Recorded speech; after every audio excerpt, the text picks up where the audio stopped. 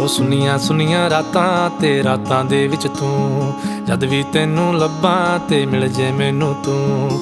ਸਾਰੇ ਦਿਨ ਦੀਆਂ ਗੱਲਾਂ ਬਹਿ ਕੇ ਦੱਸਾਂ ਮੈਂ ਤੈਨੂੰ, ਤੂੰ ਮੈਨੂੰ ਭੁੱਲੇ ਨਾ ਕਦੇ, ਮੈਂ ਨਾ ਭੁੱਲਾਂ ਤੈਨੂੰ।